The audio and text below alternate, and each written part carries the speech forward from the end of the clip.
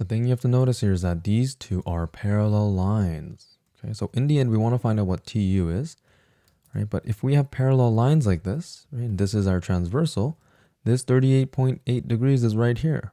Okay, so this is 38.8 degrees. Now, if the transversal now moved so that it's over here, this angle here is 53.8. Okay, so if I call this, right, if I call UVX and TUY, right, with the new angles that I know, right, for this triangle here, the right angle triangle, right, this one here with the 53.8, I know that the tangent of 53.8 is going to be the opposite side over the adjacent, so y over x. But now, instead of looking at this triangle, let's look at this triangle here. Okay, if I look at this triangle here, it's again a right angle, right? So then if I use tangent of 38.8, this time the opposite is y, which is, the same as here, but the adjacent is this entire thing. So it's x plus 12.5. Okay, so we have this. Okay, so in the end, we want to search for y. Okay, so what we need to do right here, if I were to just cross multiply this, right, switch the x and the tan 53.8 in position, then I get x is equal to y over tangent of 53.8.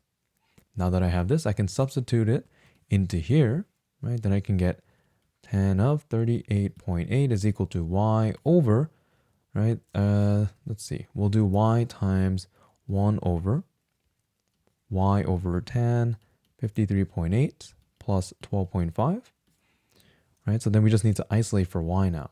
Okay, so here we can put this on all under the same fraction, right? By multiplying 12.5 with the denominator here. Okay, so we have this, right? So then we can flip this, right? So it's y, right, times tan of 53.8 all over y plus 12.5 tan of 52.8. Okay, and this is equal to tan of 38.8. Okay, so we have this. Multiply both sides by this denominator, right? So what then happens is I get y plus this. Okay, this is multiplying to tan of 38.8. This is equal to y tan of 53.8. Okay, so let's bring, right, everything to the left-hand side. Then I get y times tan of 38.8 plus 12.5 tan 52.8 times tan, 38.8. Okay, and then minus y tan of 53.8.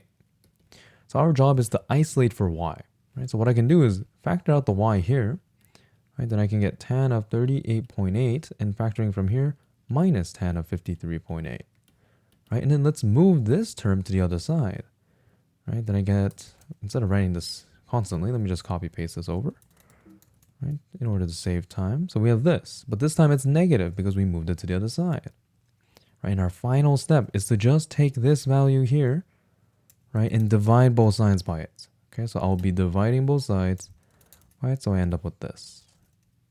Okay, so plugging this into your calculator, you can get approximately 24 meters.